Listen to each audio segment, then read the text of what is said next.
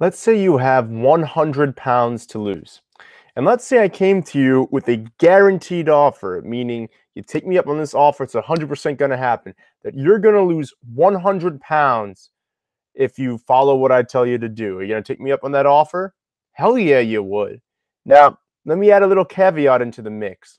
What if I were to tell you that, again, I can guarantee that you'll lose 100 pounds, 100 pounds that you need to lose, but it's going to take you 6 years? Would you go on board with that? Probably not. And I'm going to get into that in just a second. My name is Pete Weintraub. I'm a permanent weight loss specialist, and you're watching or listening to the Weight Loss by Pete podcast. You can watch it live or at any time on my YouTube channel or by checking out my podcast, the Weight Loss by Pete podcast, on iTunes, SoundCloud, and Stitcher. So getting back, I want to talk to you about my personal 100-pound weight loss journey. I'm not going to get into the specifics. If you watched anything about it, you can actually just go right up above here. There's going to be a card to a video with our live training I did that talks exclusively about my 100-pound weight loss journey, and not only how I managed to lose the 100 pounds, but keep it off. So you can check that out. But otherwise, stay tuned here because I want to talk about why I'm glad it took me as long as I did to lose the weight. So long story short, I gained 70 pounds my sophomore year of college inside of the first 3 months. All right. And then after 3 years, well, let's backtrack. So after being made fun of quite a bit by family and friends, both at school and at home, and then my love life going from thriving to non-existent, I decided to do something about it. So through conventional means of eating less, exercising more, I lost 40 pounds in the first 4 months of doing that. So off to a good start. But unfortunately, from that point forward, for the next 3 years, I did not lose a pound. No matter how much I restricted my portions or my calories, no weight came off whatsoever. It was incredibly frustrating. Obviously, as you can imagine, there were ups and downs. I would fall off the wagon. I'd get frustrated. I'd eat and drink whatever I wanted for a week or two at a time, come back on, try something new. If there's a diet or some strategy out there that is popular to the masses, like the one that I talked about yesterday, but unfortunately didn't post, about meat and vegetables, I'll be making a separate video and podcast on that in just a bit. I tried everything and it didn't work. It just didn't work. I did not lose a pound. My body composition did not change. If you looked at me over the course of those 3 years, my body type and everything did not change. The only thing that did change was that the hair that I did have on my head was no longer there. Clearly, that has followed through to this day, even when I've gotten my health and my body in order. So over the course of those 6 years, like I just said, 3 years, I did not lose a pound. Nothing changed in 3 years. So for half that time, I did not lose a pound. If you average out 100 pounds lost over 6 years, it comes out to an average, just an average of about 17 pounds a year. 16 and 2/3, I think, is exactly what it was.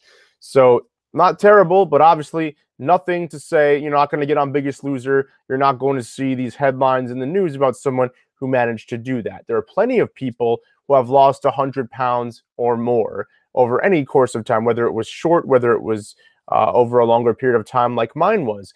And unfortunately, I went over these statistics, I believe, last week. I believe only 12% of folks, I believe that's the correct statistic, correct me if I'm wrong in the comments below, 12% of folks who have lost triple digits, 100 pounds or more, have been able to keep the weight off. That means 88% of the folks who have lost triple digits have not been able to keep the weight off. And that's over a period of 5 years. So I've kept the weight off for 5 years, which is obviously about the threshold for any of these studies following people who have lost significant amounts of weight. And I'm glad that it took me as long as it did. And I was talking this morning, the reason that this came to mind, why I wrote about this earlier to my email list, on my blog, and on Medium, and all over the internet, is because I was talking to a client of mine earlier today, and I told him how long it took me to lose 100 pounds because he flat out asked, how long did it take you to lose 100 pounds? And I told him, well, it took me about 6 years. I mean, he knew pretty much the crux of the story, but he didn't really know the whole time span. It's like, wow, that's a long time. And I'm like, I know, but he's like, that's probably good though, because over that time, you learn to make it all a lifestyle change and you've kept it off. And this is obviously what you do. It wasn't just like this quick fix crash diet where you lost a lot of weight really quickly. And then once you got there, you had nowhere where to go from there. And I thought about it for a while afterwards. It took me, for maybe a couple of hours afterwards. And it's true. It really is true. If it weren't for those 6 years of frustration and trial and error and research and educating myself on nutrition, on fitness, on sleep, on health in general, if it weren't for all of that, I wouldn't be where I am today, not just with my business or my service, forget all that for a second, but with my health, with my body, with my understanding of what I need as an individual in order to succeed. And obviously that carries over into my business because through all that research, through all that education, through all that trial and error, I've also been able to find what works for everyone. So there are some basic tenets, and we've gone over the permanent weight loss pyramid before, right? And you follow those tenets a vast majority of the time, you're going to see incredible results. You really are. So I'm glad it took me 6 years because it not only taught me a lot about myself, because I'm resilient. A lot of people throw in the towel if they don't, and I struggle with this in other areas of my life. But I don't when I'm kind of up against the wall. And fortunately and unfortunately, that's happened few and far between. But there have been times in my life where I've been up against a wall, where I felt terribly about myself because other people, and unfortunately, it always came down to other people and what they thought of me. But ultimately, I made the decision, I'm going to excel at this. And when people were making fun of me about my weight, when I gained all that weight in college, and even I remember going back to childhood when I first struggled with being overweight as a kid before I kind of grew into my body and started becoming active as a teenager, I always wanted to, prove people wrong. That was the motivator. I'm going to show you. And that certainly worked. On those days where I wanted to quit, when the workouts were excruciating, when I wanted a donut or ice cream or pizza, and I wasn't going to allow myself to have it, it was because, you know what? If you have that, that's going to keep you one step further away from showing these assholes. So you better stay on your game. And on top of that, too, ultimately, it came down to a point where it's like, you know what? I want to better myself. Like, this isn't just to prove them wrong. This is for me.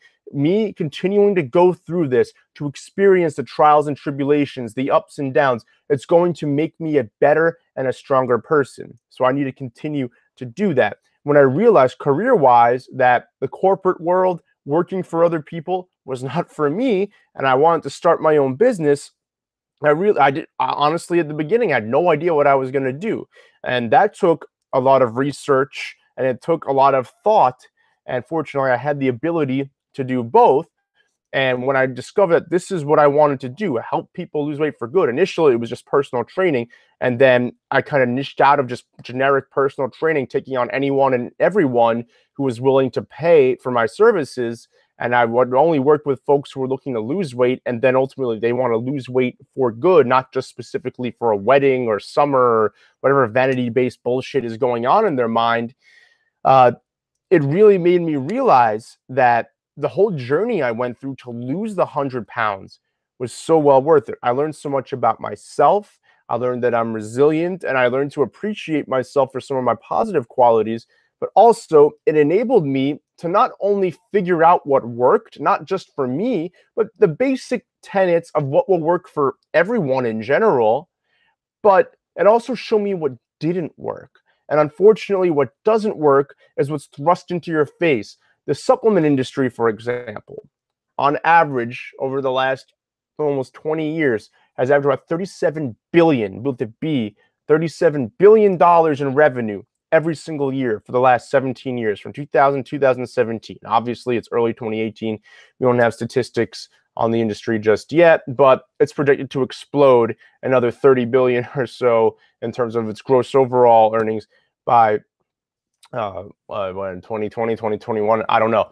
But moral of the story, the supplement industry, especially in the United States, I don't know about other countries. I'm sure if we're not well regulated, it's probably not well regulated in every other part of the world. The supplement industry in the United States is not regulated. And there was a documentary called Bigger, Stronger, Faster by Chris Bell, and they were recently on the Joe Rogan podcast. And that's what made me think of this too. And I remember in it that, exploring not just steroids, but also the supplement industry and how both are kind of like, there are obviously some benefits to certain supplements and certain types of steroid cyclings, but obviously there's also a lot of deception and shadiness that goes on in those industries. And he showed just how easy it is to bring a supplement to market that is complete and utter bullshit. You can make unfounded claims. You're not going to get called on it. Your product can contain none of what you list as ingredients on it, and you can still pass it off and market and make money. It's disgusting. And he showed just how easy it was in just an afternoon in his kitchen in the documentary. It was fascinating. And it just goes to show how we're all in this instant gratification society, right? We want instant results. You know, you go home, even if you don't have cable right now, you go home, if you have a smart TV of some sort, you can download all the different apps to stream. You can go on Netflix, you can watch your favorite shows and movies, Hulu, HBO on demand. You can even get local stations if you get an antenna. Like, you can instantly get any entertainment you want. You can order takeout. It's at your door in 30 minutes or less. You can get your groceries now, Amazon Fresh and a bunch of other grocery stores delivered to your door. You never actually have to leave your home anymore, provided you have an internet connection and a couple of different devices. That's actually quite scary. And unfortunately, you go through Facebook, and I'm part of a lot of weight loss groups on Facebook just to see. Sometimes it's inspiration for me. Sometimes it gives me ideas about what to write about, what to talk about to you guys here in the podcast. And often someone will introduce themselves to one of these weight loss groups. Hey, I'm so-and-so. I need to lose X number of pounds, and I need to do it. They need to do it in 6 months or else. And usually it's not because of anything medical or anything that's actually serious. It's because I'm getting married in 6 months and I've really ballooned up since I met my fiance. Or it's, summer's coming up. I need to look good on the beach, and there's only a couple of months away before the beach weather in my area, and I really need to slim down. Otherwise, I'm gonna have to buy a whole new set of bathing suits and summer wear because I don't fit into my stuff. And it's just vanity-based bullshit. How can I lose the most amount of weight possible in that time? And that in and of itself is pretty fucked up. I don't like that thinking. Unfortunately, we've kind of been conditioned to do that by our instant gratification society. The worst part is when you go into the comments and you read what people are talking about. You see BS supplements like with ephedra. Ephedra is not illegal anymore, but fat burning supplements that are not healthy for you, that maybe they'll help you lose a little bit of weight just because you get so hot and it flushes all the shit out of your system. But it's not a healthy way of going about it. And it's not a sustainable way of going about it. Garcinia Gamboja, which Dr. Oz fully endorsed a few years back. And now you still kind of see it on the market, but there are no valid scientific studies to verify whether it does anything positive for you or not in terms of weight loss or anything really. And also, again, because it's a supplement, you can't verify if it is what they say it is, right? Nobody is regulating it. It's the wild, wild west times a million. That's what the supplement industry is. It is not worth trying to lose all the weight really fast. Not to mention, even if it is coming slightly from a vanity perspective, you don't want stretch marks, you don't want extra skin, you don't want subsequent skin removal and skin tightening surgeries because you lost all this weight really fast, and now your nipples are hanging below your belly button because your chest is just sagging, whether you're a guy or a gal. You've seen it with both genders. So it's important to go about it the right way. And because it took me 6 years, I did end up going about it the right way.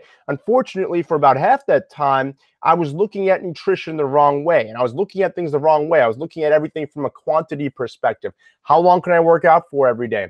How little food can I eat every day? And hopefully that combination will yield results. Like I said, for 3 years, any variation of calorie counting, portion control that I could find didn't. Then finally, right when things were really looking bleak and I almost accepted the way that I was, I found out that there are methods of eating like the paleo diet that don't focus so much on the quantity or the amount of food that you eat, but on the quality of the food you eat, what you're fueling your body with, real whole food instead of grain-based, sugary, processed garbage that completely makes up the American diet.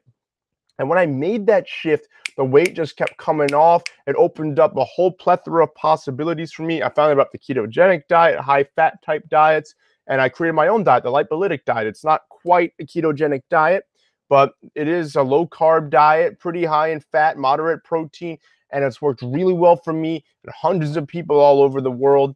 And I'm sure it'll work well for you if you haven't worked with me yet to this point, if you're listening to or watching this. But if I didn't go through those trials and tribulations, if I didn't research and really test out everything that didn't work, it's almost like Thomas Edison. Not to equate myself to Thomas Edison, what I've found is nothing new. There are plenty of people eating a high-fat, low-carb diet, even if it's not quite keto. But Thomas Edison, how many times or how many different permutations of the light bulb did he try before he actually found one that not only worked but was suitable to go to market? I believe it was over 10,000. And when people kept asking him, man, you've tried these thousands and thousands of different combinations, why didn't you give up? And he said, well, those are thousands and thousands of combinations that I know won't work, which means I'm one step closer to finding the right one. And luckily, when looking back on it, that's exactly the same kind of attitude that I had. I was not going to take no for an answer. I was not going to just, let where I was take over my life and be who I was and what I was. I had grander aspirations and I achieved them, and I've stayed there. And it really boils down to not just the persistence, but the ability to do it the right way. And I'll be straight up with you. If you ever work with me, if you download my free report, the 5 strategies that I personally use to lose 100 pounds, that's in the description below. If you use any of my stuff on nutrition, I have a food guide, healthy recipe book, again, description below. If you set up a strategy call with me, you can do that, description below. See how easy that is? You're going to find that all of those things will help. They'll change your body composition. You'll look and feel better. Certainly, you'll reach your goals, and you'll be able to adopt the necessary lifestyle changes. Just simple tweaks. It's nothing crazy, but these simple tweaks that not too many people know about that will change your life and will enable you to reach your goal. But that being said, it's not going to happen overnight. It's not going to be fast. You may lose a lot of weight the first couple